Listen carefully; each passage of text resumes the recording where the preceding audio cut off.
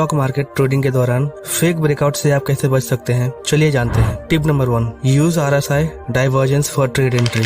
Market में price higher loss का structure बनाते हुए अब ट्रेंड कंटिन्यू करती है, जिससे चार्ट पर एक फ्लैग एंड पोल का प्राइस एक्शन पैटर्न बनता है। जैसे फ्लैग एंड पोल पैटर्न को एक बुलिश ग्रीन कैंडल ब्रेक करती है, वैसे ही न्यू ट्रेडर बाइंग साइड में ब्रेकआउट ट्रेड एंट्री करते हैं। लेकिन कुछ देर के बाद प्राइस रिवर्सल लेकर नीचे चली जाती है और यहाँ बायर्स ट्रैप हो जाते हैं। इस ट्रैप से बचने के लिए स्टोकेस्टिक RSI इंडिकेटर का इस्तेमाल करेंगे।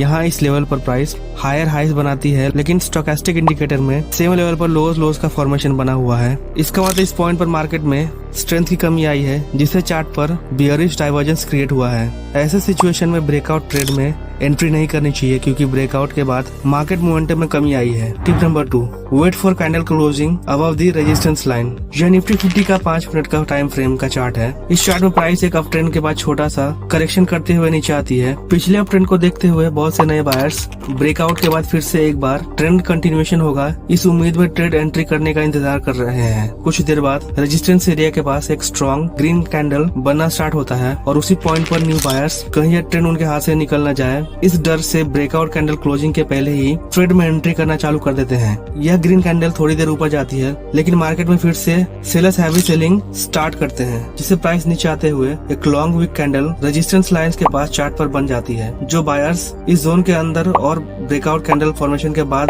बाइंग करने बैठे हैं, उन सभी बायर्स के स्टॉप लॉस लोअर लेवल्स पे जैसे ही हिट होते हैं, मार्केट में एक पैनिक सेलिंग आती है और प्राइस तेजी से नीचे गिर जाती है। इसीलिए किसी भी रेजिस्टेंस लाइन के ऊपर जब तक कोई ब्रेकआउट कैंडल स्ट्रॉन्ग क्लोजिंग नहीं करती है और आगे कंटिन्यूएशन बाइंग कैंडल नहीं बनती है, तब तक ट्रेड एंट्री करने से हमेशा बचना चाहिए। Tip number 3, use Fibonacci retracement.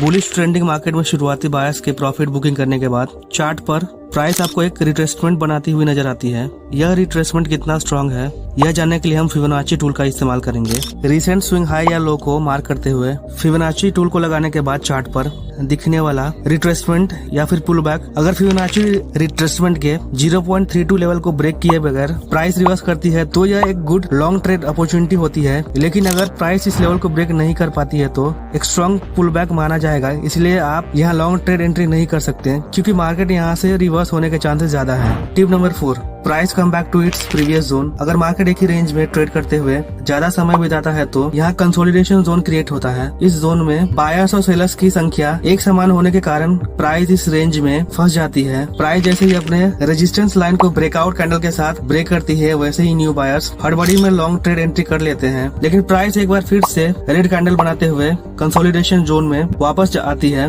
और यहाँ बायर्स ट्रैप हो जाते हैं। प्राइस जब भी किसी एक टाइट रेंज में फर्स्ट टाइम ब्रेक करती है, तो जब तक ब्रेकआउट कैंडल के ऊपर कोई भी स्ट्रॉन्ग कंटिन्यूएशन बाइंग कैंडल नहीं बनती है, तब तक लॉन्ग ट्रेड में एंट्री नहीं करनी चाहिए, क्योंकि न्यू ट्रेडर्स के लिए बिछाया गया यह एक ट्रैप होता है। Tip number 5, shallow pull back entry. इस ट्रेंड में एक बुलिश ट्रेंड में चार्ट पर हायर लोज का स्ट्रक्चर बनाते हुए प्राइस आगे बढ़ती है। कुछ समय बाद शुरुआती बायर्स जब अपना प्रॉफिट बुक करते हैं, तो मार्केट में एक पुल बैक आता है। यह पुल बैक अगर छोटा है, तो इसका मतलब यहाँ कम संख्या में बायर्स ने प्रॉफिट बुक किया है और बहुत से बायर्स अभी भी ट्रेड में बने हुए हैं। ऐसे स्मॉल पुल बैक के बाद अगर प्राइस फिर से अपना पुराना हाई ब्रेक करती है, तो यहाँ मार्केट अपना प्रीवियस ट्रेंड कंटिन्यू करने के चांसेस बढ़ जाते हैं। लेकिन अगर ये पुल बैक अपने रिसेंट स्विंग लो और स्विंग हाई के 50% से ज्यादा हुआ, तो यह एक फेल सेटअप होता है। आपको यहाँ लॉन्ग ट्रेड एंट्री नहीं करनी चाहिए। अगर आपको हमारा यह वीडियो अच्छा लगा, तो वीडियो को लाइक और चैनल को सब्सक्राइब करना ना भूलें।